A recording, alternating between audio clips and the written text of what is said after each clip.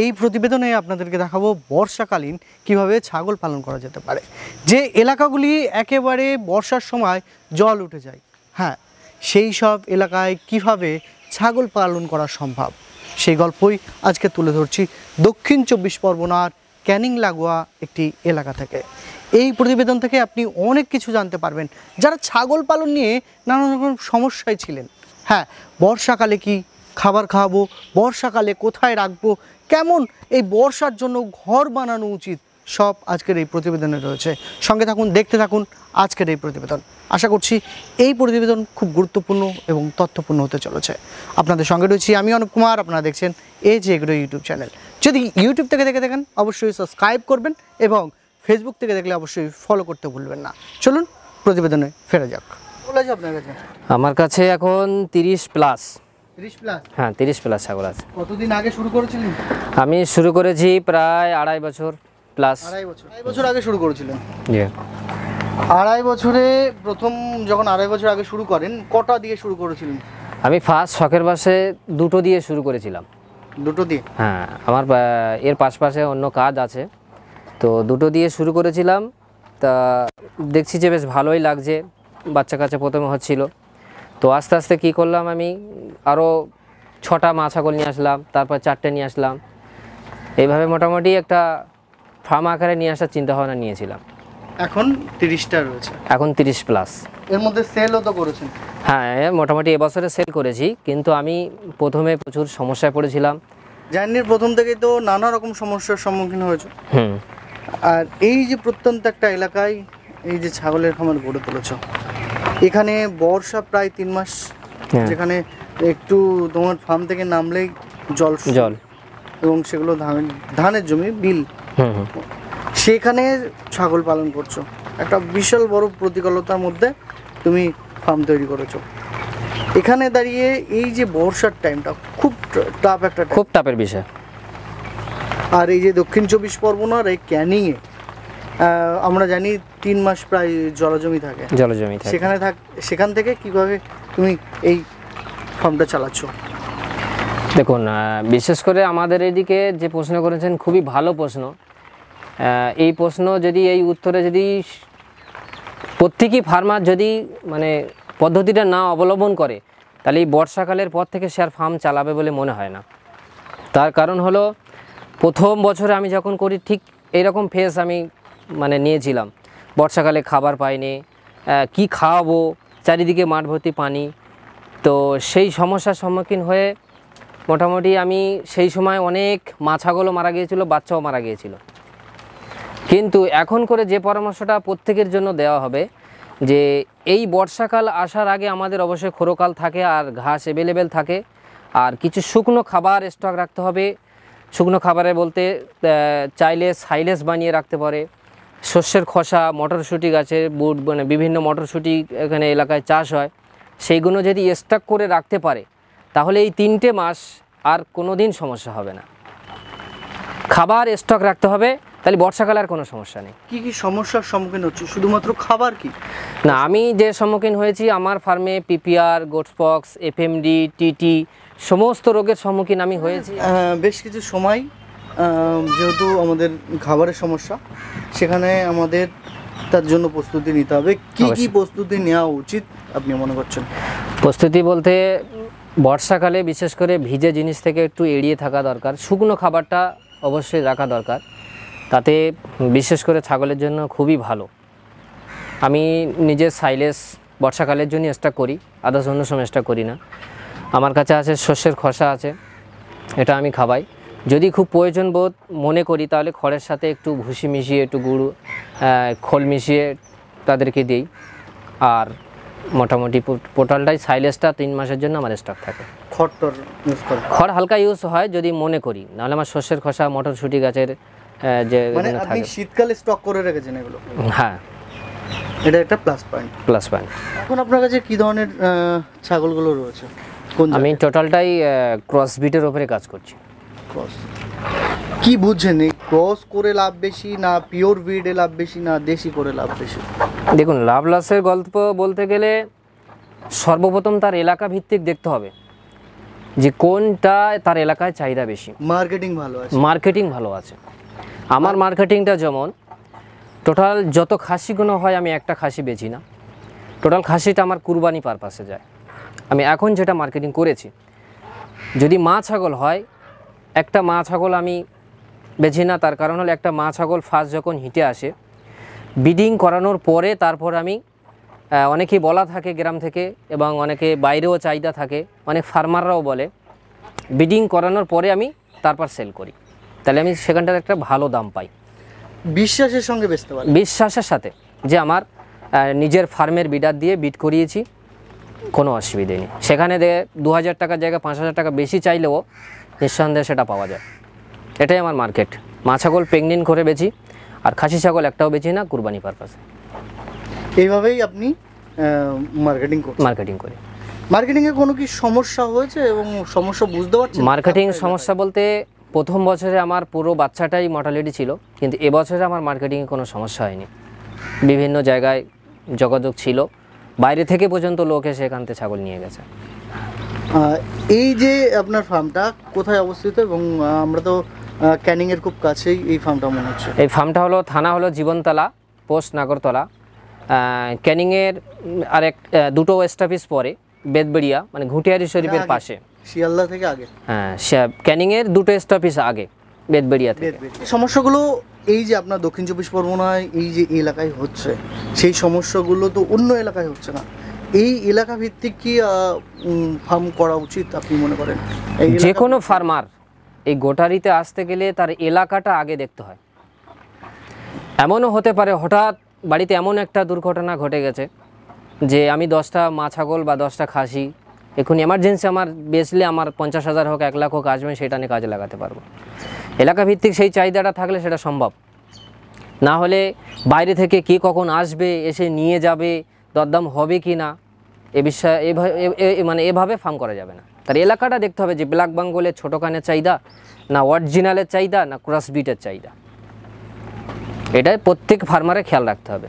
মানে ফার্ম করার আগে এলাকার ডিমান্ডের উপরে ফার্ম করতে হবে। যদি আপনার ফার্মে কেউ আসে কিভাবে আসবে একটু যদি বলেন?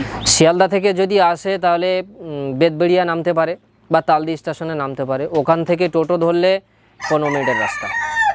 15 মিনিটের রাস্তা। মোটামুটি এখন কতগুলো খাসি আছে আপনার কাছে? এখন খাসি আছে, বাচ্চা আছে টোটাল 12 পিস, 12 পিসই খাসি আছে এবং 2 পিস মা ছাগল আছে। এই লটে আমি পুরোটাই খাসি বাচ্চা পেয়েছি। পুরো খাসি পেয়েছি, শুধু দুটো মেয়ে বাচ্চা পেয়েছি। আর এমনি মা ছাগল কতগুলো যেগুলো অলরেডি বাচ্চা দিচ্ছে? মানে বাচ্চা দিচ্ছে 14 পিস মা ছাগল আছে, 14 পিসই বাচ্চা দিয়েছে। কিছু বাচ্চা মারা গেছিল আগের লটে, আর কিছু বাচ্চা আছে এখন, টোটাল সবটাই প্রেগনেন্ট।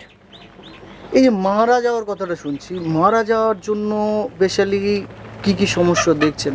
মারা কেন? দেখুন, মারা যাওয়ার কারণ হলো আমি আমার ফার্মে যেটা দেখেছি, বাচ্চা হয়ে মানে সময় দেয়নি, সুস্থ বাচ্চা খাইয়ে দিয়ে বাইর হয়ে গেলে কিছুক্ষণের ভেতরে চিল্লে পাট, মানে যেটা আমরা টিটিনাস বলি, এই টিটিনাসের কারণে বাচ্চার মর্টালিটি আছে। পাতলা পায়খানা করতে করতে মর্টালিটি আছে। হজমের সমস্যা হয়ে নতুন ফার্মাররা বুঝতে পারে না কি হয়েছে না হয়েছে, সঠিক গাইডলাইন না থাকার কারণে, ট্রিটমেন্ট না করার কারণে মারা যায়।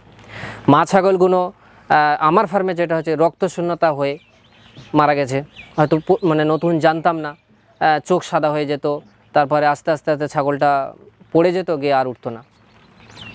নানান সমস্যা। আমি পিপিআর, গোটফক্স, এফএমডি বড় বড় ভাইরাসের সম্মুখীন হয়েছি, কিন্তু ওসব কোনো কারণে আমার ছাগল মারা যায়নি। এবং এই বাচ্চা দেখানোর জন্য প্রপার ট্রেনিং কি নিয়েছেন?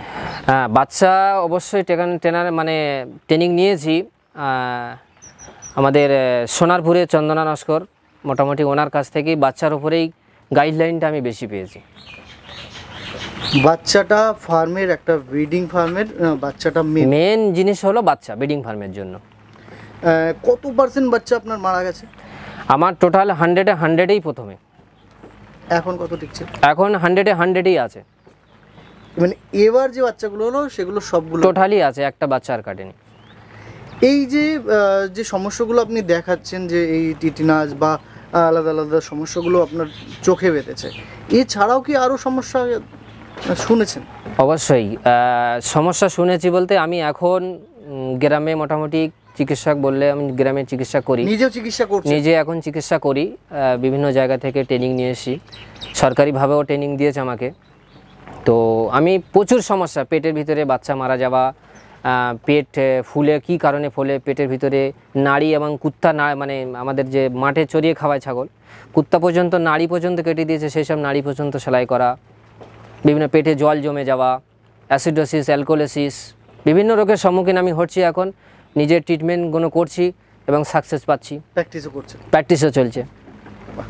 সুন্দর একটা বিষয় জানতে পারলাম যে প্র্যাকটিস করতে করতে অভিজ্ঞতা আরও বাড়ছে, কারণ প্রথমে আপনাকে বেসিক নলেজ কোনো না কোনো জায়গার থেকে নিতে। অবশ্যই সব থেকে ব্রিডিং ফার্ম যারা করবে, আপনি যে বলছেন যে চন্দনা নস্কর মোটামুটি বেটার বাচ্চা বাঁচানোর জন্য আমাদের পশ্চিমবাংলার আশেপাশের ভিতরে এখন চন্দনা নস্করই কম বেশি গাইডলাইন করে, ফোন করলে ফোন তোলে, বাচ্চার যে কোনো সমস্যার জন্য ওনার ট্রিটমেন্টগুলো খুব দ্রুততা কাজ হয়।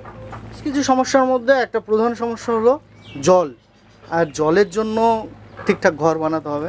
কমার্শিয়ালি যদি খামার করে তারা, বা নর্মালি দু একটা পুষলেও কিন্তু তাকে ঘর বানাতে হবে অবশ্যই। এই এলাকাতে খাসির দামও যেরকম বেশি, মাংসের দামও যেমন বেশি, সেক্ষেত্রে কিন্তু ঘরটা একটা বিশাল মানে মূল মানে কি বলা যায় মূল জায়গা। তো এই মূল জায়গাতে ঘর কি করছেন? মূল জায়গাতে আমি প্রথমে ছোট করে করেছিলাম, তারপরে মোটামুটি স্যাররা বলেছিল যে প্রথমে বেশি টাকা ঘরে ইনভেস্ট না করা।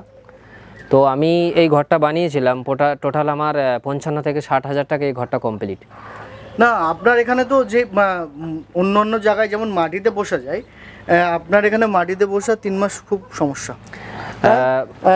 ফার্ম থেকে বেরিয়েই কিন্তু প্রচুর বৃষ্টি হচ্ছে, আজকে যে শ্যুটটা করছি মানে নিম্নচাপের ভিতরে, সেখানে দাঁড়িয়ে এই ফার্মে ছাগল পোষার সমস্যা যদি মাচা না করে, মাচাটা অবশ্যই করতে হবে।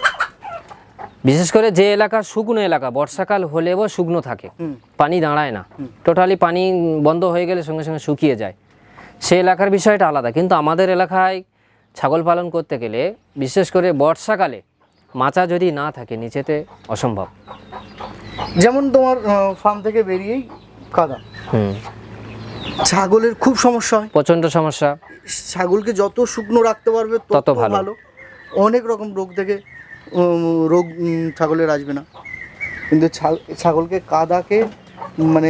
কাদাকে এড়িয়ে চলতে গেলে তোমাকে মাছায় অবশ্যই, না হলে মাছা যদি না থাকে বা নিচে যদি কাদা থাকে তাহলে ছাগলের পায়ে এফএমডি যেটা বড় বড় ভাইরাস লেগে যাবে। নতুন ফার্মার হলে ট্রিটমেন্ট জানবে না, আস্তে আস্তে মারা যাবে। কাদাতে প্রচুর সমস্যা, শুধু এফএমডি হয় তা নয়, বিভিন্ন ভাইরাস থাকে, সেখানে নোংরা হয়ে মানুষের পায়ে তো ঘা হয়ে যায়। হ্যাঁ, ঘা হয়ে যায়, ছাগলের পায়ে কেন হবে না? এটা বেসিক একটা জিনিস। কি হাইটে করেছো একটু আমার এটা 3.5 ফুট থেকে 3.5 ফুট আছে, যদিও এটা ট্রেনিংয়ে বলা হয়েছে যে এভাবেই পদ্ধতি। আর আমরা কম বেশি আপনাদের ভিডিও দেখে ভালো সাজেশন আপনারা দেন, সেই সাজেশনগুলো নিয়ে আমাদের এই টোটালটা ভিডিও দেখে এবং স্যারদের পরামর্শই এই ঘরটা আমি নিজে বানিয়েছি। বাঁশ আর কাটা অ্যালবেস্টার, উপরের অ্যালবেস্টার, আর কিছু না। আর এই পিলিয়ার আছে, ব্যাস, আর কিছু নেই। পিলার সেইভাবে মজবুত না, বাঁশের মতো একদম। খুব সুন্দর ঘর, ঘরের হাইটটাও আমার খুব ভালো লাগছে, কারণ নিচে একটা মানুষ গিয়ে মানে রেগুলার কি পরিষ্কার করো? মানে মোটামুটি রেগুলার 1 ঘন্টা সকালে আমার ফার্মে দিতে হয় পরিষ্কার, খাবার দাবার দেওয়া থেকে, আর আদার্স দুপুরে একটা সময় আর বিকেলে একটা সময়, এই 3টে সময় মোটামুটি 3 থেকে 3.5 ঘন্টা 4 ঘন্টা এখন আমার সময় দিতে হয়। কেন আগে আমার এত ম্যানেজমেন্ট, খাবারের পাত্র বা এরকমভাবে পরিবেশ ছিল না। আগে মানে প্রচণ্ড হারে খাটাখাটনি করতে হতো, এমন মতো হতো যে আমি ফার্মে কানেও আসলাম, এত খাটাখাটনি। কিন্তু এখন করে আমি সারাদিন আমার 3 থেকে 4 ঘন্টায় টোটাল 30 পিস ছাগলের ভিতরে সময় দিলে আমার আর সময় দিতে লাগে না। ভাই ভালো থাকবেন, আজকের মতন এখানেই ভিডিও সমাপ্ত করছি। আবারও যদি আমাদের দর্শকদের অনুরোধ থাকে সরাসরি কোনো রকম সহযোগিতা, তাহলে সরাসরি করবেন, এবং আপনার অ্যাড্রেস তো দেওয়া থাকছে, এবং সব রকম সাহায্য তাদেরকে করবেন। অবশ্যই।